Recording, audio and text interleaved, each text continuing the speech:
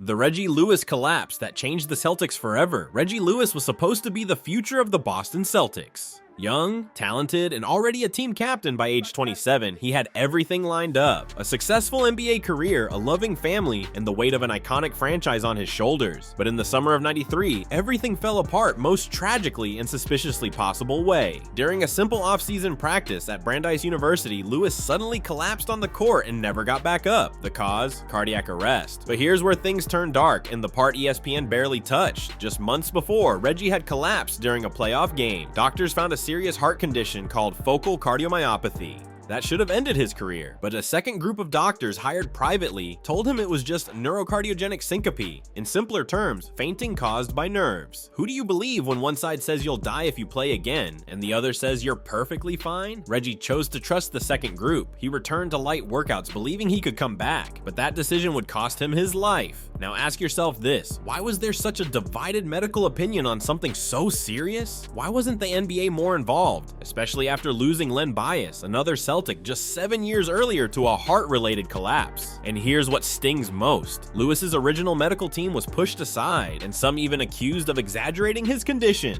Years later, many experts admitted he should never have been cleared to return. Reggie Lewis's death didn't just devastate the Celtics, it raised uncomfortable questions about player safety, rushed medical decisions, and the NBA's silence in times of crisis. Why did no one step in? Why wasn't more done to protect him? That's why this story never made it to primetime headlines. It's not just sad, it's terrifying. A young star ignored warnings and a system that let him down. Too dark for ESPN? Definitely. The NBA ref who fixed game and wasn't alone. What if the games you watched weren't as fair as you thought? What if some NBA referees had more power than the players and used it to control the outcome of games for money? Sounds like a movie, right? But this isn't fiction. It really happened, and the story goes way deeper than most people know. In 2007, NBA referee Tim Donaghy shocked the sports world when he was caught betting on games he officiated. Not only was he placing bets, but he was also giving inside information to gamblers. He admitted to using his knowledge of player injuries, referee matchups, and even relationships with specific coaches to help predict outcomes. He pleaded guilty,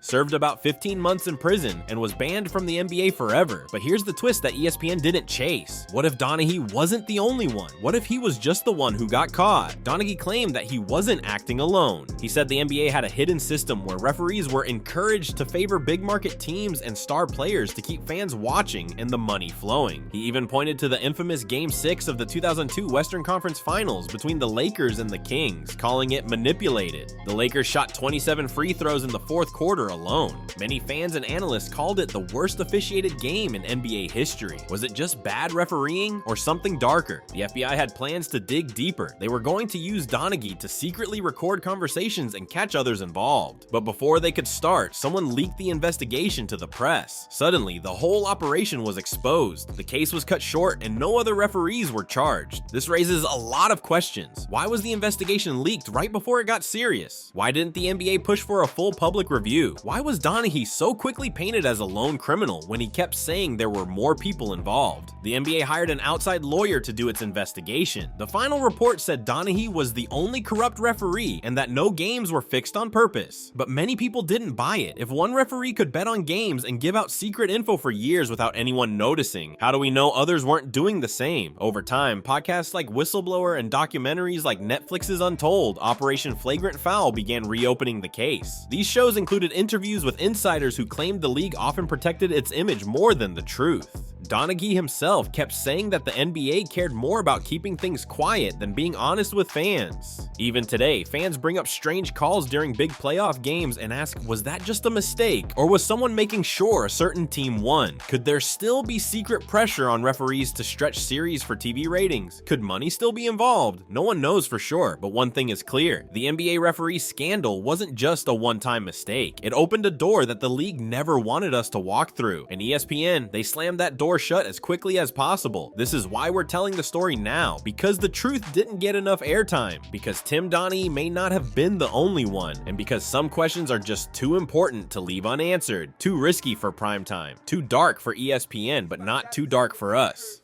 Tyler Honeycutt's tragic SWAT standoff. This is the tragic story of Tyler Honeycutt, a man who soared in Europe but fell into darkness in a SWAT standoff that no one saw coming. Tyler Honeycutt was born on July 15, 1990 in Los Angeles and played college basketball at UCLA, where he showed huge promise, earning all Pac-10 honors and leading his team in blocks and rebounds by his sophomore year. In the 2011 NBA draft, the Sacramento Kings picked him in the second round. He played 2 seasons in the NBA but struggled to make an impact, averaging just over 1 point and rebound per game. Instead of fading away, Honeycutt rebooted his career overseas. He dominated in the NBA's Development League, winning a championship in 2013. Then he moved to Europe and signed with top teams like Khimki in Russia and Anadolu Efes in Turkey. He won the 2015 Eurocup and even earned MVP honors in a EuroLeague round. At his peak overseas, he was averaging around 8 points and 6 rebounds per game and was remembered as an explosive, athletic forward with unreal dunking ability. Behind the scenes though, something darker was brewing. In July 2018, his mother called 911 saying Tyler had been acting strangely, possibly due to prolonged use of nitrous oxide while playing overseas. When police arrived at his Sherman Oaks home, he had barricaded himself inside. During a 9-hour standoff, he fired a shot at officers who shot back. When SWAT entered the house early the next morning, Tyler was found dead from a self-inflicted gunshot wound. The coroner ruled it a suicide, his final act in a tragedy no one could stop. So many questions remain. Was he battling depression fueled by isolation, cultural shock, or brain damage from substance abuse? He had played in Russia without knowing the language or making friends. Some friends said he was struggling silently and nobody saw the signs in time. What if someone had reached out? What if, instead of chasing contracts overseas, Tyler had found real help, therapy, support, and mental health care? Did the NBA, his agents, or his European teams offer help or just expect performance? He was just 27. Tyler's death didn't grab major headlines, and certainly little airtime on ESPN. His name vanished from highlight reels. What remained was a reminder: talent alone doesn't shield someone from pain. When isolation meets mental illness and no support system is there, even a rising star can vanish. This is one of those stories too deep and too sad for prime time. A promising life was silenced, and an ignored cry that echoes today. The league's quiet mental health crisis before 2020, there's a side of the NBA that most people never saw, and maybe never wanted to. Before mental health became a trending topic, before players like DeMar DeRozan and Kevin Love opened up, others suffered in silence. Their pain wasn't talked about on highlight reels. Their breakdowns weren't shown in slow motion. Instead, they were called divas, lazy, or said to have bad attitudes. But behind the scenes, many of these players were quietly fighting mental battles they didn't know how to explain, and no one really wanted to hear. For years, the league treated mental health like a weakness. Players were expected to be tough, confident, and always in control. But what happens when your own mind turns against you? What happens when the pressure, the media, the noise, and the expectations get too loud to handle? Before 2020, there was no real answer. No therapist is waiting in the locker room. No campaigns encouraging players to open up. There was only silence and shame. How many players were judged unfairly just because they were struggling inside? How many careers ended early, not because they lacked talent, but because they had no support? Royce White, for example, was one of the most outspoken athletes about anxiety long before it became a public conversation. He was labeled difficult and uncoachable, but in truth, he had a severe anxiety disorder, especially with flying. Instead of help, he got pushed out, and he wasn't the only one. There were players who suddenly lost passion for the game, others who became unfocused, and some who walked away completely, only later to reveal they were battling depression, trauma, or anxiety behind closed doors. But back then, no one asked why. They just called it an attitude problem and moved on. Why didn't the league say something sooner? Why did it take years of broken players and ruined careers before real change happened? Was it fear? Was it money? Or did no one want to break the myth that NBA players are too rich to be sad? The truth is, the NBA's quiet mental health crisis didn't begin in 2020. It just finally got loud enough to be heard. And while the conversation is better now, there are still stories that remain buried. Stories of players who suffered silently, never got help, and were left behind by a system that cared more about performance than people. This isn't just a game. These are lives. And these are the kinds of stories ESPN won't tell you. Derrick Rose's civil trial that got buried. There are some NBA stories that feel too dark, too uncomfortable, too risky for major networks to touch, but that doesn't mean they didn't happen. One of those hidden stories involves Derrick Rose, a player once seen as the future of the league, the youngest MVP in NBA history, and a hometown hero in Chicago. But in 2016, Rose found himself in the middle of a civil trial that many fans never even heard about. Why? Because it was quietly pushed aside. Even though the details were disturbing, the coverage was strangely silent. So what really happened? Rose was accused of being involved in a sexual assault case, not criminal, but civil. The lawsuit said the woman, referred to as Jane Doe, went to Rose's home after drinking. She later woke up in her apartment, claiming Rose and two friends had assaulted her while she was unconscious, possibly drugged. These were graphic, horrifying claims, with no criminal charges yet, but seeking $21.5 million in damages. Rose always said it was consensual. He even admitted he didn't fully understand consent during his testimony, exposing just how complex and personal this issue really was. The courtroom revealed shocking moments. Jane Doe trembling and crying on the stand, while Rose's attorney urged the judge to stop her from crying, though the judge refused. And then came the eyebrow-raising defense. Rose testified that the NBA's rookie orientation taught players to take condoms with them, so you never know what women are up to, suggesting this behavior was industry-wide. After weeks in court, 8 jurors, 6 women, 2 men, deliberated for only 3 hours. Their verdict: Rose and his friends were not liable on all counts. Rose immediately expressed relief, saying he was ready to focus on his family and career. The defense called the lawsuit a hoax and a fake suit, but Jane Doe's side said the defense strategy was slut-shaming, designed to discredit her. Even after the verdict, the LAPD kept a criminal investigation open, but no charges were ever filed. The jury's decision doesn't erase the pain, the trauma, or the questions. Why was this not bigger news? Why did ESPN barely mention it, even as Rose returned to play? Was it to protect his brand or the league's image? Roy Tarpley, too talented to be that forgotten. Roy was born in New York City on November 28, 1964, and raised in Detroit. He starred at Michigan before being drafted 7th overall by the Dallas Mavericks in 1986. From the start, he stunned the league, winning the NBA 6th Man of the Year in 1988, averaging over 13 points and almost 12 rebounds per game, and helping Dallas reach their first Western Conference Finals. In those early years, he grabbed an incredible share of rebounds, over 21% of all available boards when he was on the floor, out-rebounding legends like Rodman and Barkley. But everything changed off the court. With fame came pressure, money, freedom, and substance abuse. Roy admitted that cocaine and alcohol became his escape, even before his NBA life began to spiral. He said, "Once I got hold of money, my decision-making went all out of whack." He entered the NBA's rehabilitation program in 1987 and was suspended for the first time after missing games due to rehab and testing issues. In late 1989, he was arrested for DUI and resisting arrest, which led to an indefinite suspension by the league's aftercare program. That was strike 2. In March 1991, another DWI and rehab failure led to his 3rd violation, and in October that year, he was banned for life for refusing a drug test, a move that shocked fans and teammates alike. Yet in '94, NBA Commissioner David Stern reinstated him. The Mavericks offered a 6-year, $26 million contract, and Roy appeared poised for redemption.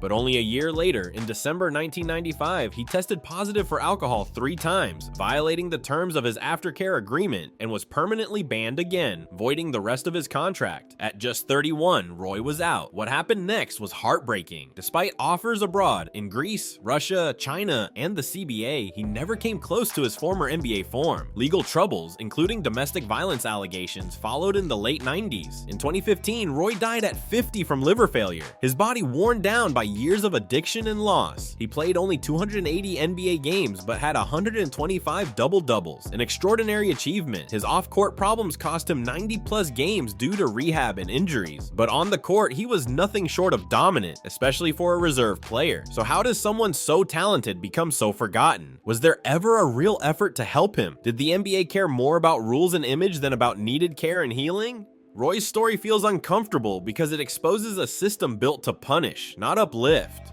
The league had policies, but rarely offered compassion or lasting support. ESPN and other outlets moved on quickly, highlighting stats over soul, results over recovery, the untold toll of NBA enforcers. In the NBA, we see the flashy dunks, the buzzer beaters, and the celebrations. But behind the lights, some stories are just too dark to make the highlight reel. This isn't about stats or rings. This is about pain, the kind that doesn't show up in the box score. Let's talk about Anthony Mason. To fans, he was a warrior, tough, aggressive, built like a tank. He played over 13 seasons and became a New York icon, but few knew what was happening off the court. In 2015, Mason passed away at just 48 due to congestive heart failure. No farewell tour, no headlines asking why. No one asked what years of physical punishment, emotional pressure, and silence did to him. Was it the fame that broke him, or the pressure to always be strong? And then there's Xavier McDaniel. Drafted in 1985, known as the X-Man, he played with intensity and rage. But later he admitted, "By January, I was drinking beer," showing how losing seasons and internal stress crushed him from within. His toughness wasn't just for the game, it was survival. Back then, there were no therapists on standby, no mental health programs, no one is saying, "Are you okay?" Players like Mason and McDaniel were trained to fight, but no one fought for them when it mattered most. What happens to the men who were built to take hits, but never taught how to heal? These stories aren't part of ESPN's halftime report. They don't sell jerseys, but they matter. Because behind every tough guy in the league, there might be a man silently breaking down. If you're ready for more truths the league never talks about, stay till the end and tell us in the comments, do you think the NBA is finally doing enough for player mental health today? Don't forget to subscribe to the channel and hit the bell icon, because part 3 might just reveal what the cameras still refuse to show. Zion's lawsuit and the shady NCAA agency war. What if the biggest threat to a rising NBA star wasn't on the court or in the paint, but hidden behind legal contracts and shady deals? Zion Williamson never played an NBA game before being hit with a massive lawsuit. In 2019, just days after declaring for the draft, he signed a 5-year marketing contract with Prime Sports Marketing and its founder, Gina Ford. But soon after, he cut that deal to join the high-powered creative artist agency CAA, triggering a $100 million countersuit from Ford. The drama, filled with accusations of fraud, contract breach, and predatory behavior, grew deeper and darker by the day. Zion's legal team filed a federal suit in North Carolina to void the contract, arguing that Ford was not licensed in the state and failed to include key warnings required by law. Under North Carolina's Uniform Athlete Agents Act, any contract with a student athlete must clearly state in bold type that signing ends amateur eligibility and must allow a 14-day cancellation window. Ford's deal had none of that, not to mention she was not registered with the state or the NBPA. A federal judge agreed. In 2021, she ruled the contract was invalid because it broke state law, freeing Zion from the agreement. An appeals court later upheld this decision in 2024, shielding Zion from paying damages. But the story got murkier when Ford's attorneys accused Zion and his family of receiving $400,000 in improper benefits from Duke, Nike, and Adidas to push him toward Duke, and in turn violated his amateur status. Those allegations could have voided the protections of the Athlete Agents Act and made the original contract enforceable, but Zion's legal team called those claims baseless. Have you ever wondered how big agencies like CAA handle marketing contracts differently from smaller firms? Or what does it mean when a contract has a no termination for 5 years clause without cancellation rights? Ford claimed she was promised millions in endorsement deals with brands like Puma, Mercedes, EA Sports, and Beats by Dre, and saw Zion walk away too soon. Reddit users, echoing general fan sentiment, called the entire deal a mistake in poor contract drafting. Think about it. A young athlete with no NBA salary, yet nearly crushed by legal threats before he even hit the hardwood, all because of a marketing deal that may have been rushed, poorly advised, and legally flawed. Why didn't ESPN dig deeper? Why didn't the media explore how close Zion came to signing away his rights, his image, and potentially his NCAA eligibility? These were deals worth tens of millions, yet nearly no coverage or questions on mainstream platforms. This wasn't just business, it was a warning. Behind Zion's rise, there was a hidden war between agents, brands, and laws at the edge of amateur sports. Too complex, too risky, and too brand sensitive for a network to follow past headlines. The sudden death of Fab Melo. The next story begins in silence, but the truth behind it is haunting. Fab Melo was once a rising star, drafted by the Boston Celtics in 2012 after making a name for himself at Syracuse University. He was 7 feet tall and named Big East Defensive Player of the Year in his sophomore year, but his dream stopped at just 6 NBA games, then vanished without a trace. He came home to Brazil, played in the domestic league, and tried to rebuild his life. But at age 26, on February 11, 2017, he quietly died in his sleep at his mother's home in Juiz de Fora. A heart attack was later confirmed. No foul play, no dramatic end, just sudden silence. So what made this tragedy even more chilling? How does a first-round pick, someone thousands marveled at, end up slipping so quickly and quietly out of sight? Fab spent nearly all of his rookie year in the NBA Development League. He recorded a record-setting 14 blocks in a single game, yet he never got the chance to show himself fully in Boston. What about support, rehabilitation, recognition? The league moved on, the media barely noticed. past. His former coach Jim Boeheim said he was a really good kid. Now, it's not fair that he will be defined by one thing, a 10-page paper, referencing academic issues linked to his eligibility. Celtics president Danny Ainge tweeted sympathy, calling him a good kid with a big heart. And then, nothing. Even Paul Pierce, Melo's former teammate, expressed disbelief on social media when news broke months later that Melo had passed. That speaks volumes. He was nearly forgotten already. So what questions remain? Was his academic struggle the only reason he never got a fair shot? Was the league too focused on performance and too quick to dismiss mistakes? Could more care, language help, emotional support, and proper mentorship have changed his path? Fab's death didn't spark a tribute tour. ESPN mentioned him in passing. There was no investigation, no tribute video, no in-depth piece. Just silence. He died alone and was largely forgotten. Eddie Curry's nightmare off the court. Eddie Curry was a towering NBA center, drafted 4th overall in 2001. He played for the Bulls, Knicks, Heat, and Mavericks. He even won an NBA championship with Miami in 2012. But one night in 2009 changed everything, and most people missed it. That's because a tragedy occurred, one so horrifying it was barely reported. In January 2009, Curry's world shattered when his ex-girlfriend, 24-year-old Nova Henry, and their 10-month-old daughter, Ava, were found shot to death in her Chicago apartment. Fatal wounds. Nova holding baby Ava. Nova's mother discovered their bodies in a pool of blood. Curry's 3-year-old son was unharmed and survived by his grandmother. But that night, the life of one man's innocence ended. The suspect was Frederick Goings, a lawyer who had represented Nova in a paternity suit with Curry and had been romantically involved with her. Prosecutors said Nova tried to end the relationship and even resisted paying his legal fees. On Goings' birthday, he allegedly entered her condo, found the unpaid bills, and shot both mother and child before fleeing. He later washed himself off in a hotel pool. In February 2013, a jury convicted him of first-degree murder on 2 counts. In April, he received a life sentence. Family members called him a predator, while Curry mainly stayed silent, asking for privacy and never testifying. He was in town for a private viewing, but left before the funeral. Hundreds gathered to mourn Nova and Ava, but the man who fathered one of the victims was gone. What makes this story even darker is how fast it disappeared from headlines. Curry's career carried on. Media attention shifted. ESPN's coverage was brief, buried in wires, with no follow-up investigation, no tribute, no deeper look, just silence. Here's the heart-wrenching part. Think of that 3-year-old boy discovering his mother and sister. He lay beside them in shock and blood before help arrived. And Eddie, facing the aftermath, lost without closure. Reddit threads later piqued interest. Comments like, "It takes a crazy strong person to come back from something like that," show people realized too late just how traumatic this was. The Isaiah Austin draft hoax and what happened after. A 7 feet 1 inch shot blocking phenom from Baylor, Austin was projected to be a first-round pick in the 2014 NBA draft. He had the size, the skill, and the spotlight, but just 4 days before draft night, everything collapsed. A routine medical exam revealed a rare genetic disorder, Marfan syndrome, a condition that weakens connective tissue and puts the heart under fatal risk, especially under extreme athletic pressure. In one moment, Isaiah went from a future NBA star to a medical mystery. And yet, here's where the story gets murky. Instead of fading into silence, the NBA gave him a powerful moment. On live TV, Commissioner Adam Silver paused the draft and announced Isaiah as a symbolic pick. The crowd stood, tears flowed. It felt like closure. The message was simple: you're part of the family, even if you can't play. But what happened after ESPN cameras cut away? Years later, doctors reevaluated him. Some cleared him to play, and Isaiah Austin, once told he could never play pro basketball again, went on to suit up overseas in multiple leagues across Asia, Europe, and Latin America, not just training, playing full seasons. So the question is, was the NBA too quick to shut the door on him? Was this a misdiagnosis or something bigger? A league protecting its brand? A feel-good gesture to avoid the risk of deeper controversy? Isaiah didn't quit. He became an advocate, a speaker, and even rejoined the league as a coach. But ESPN never circled back. No special segment, no follow-up. Why? Too confusing? Too emotional? Or just too uncomfortable?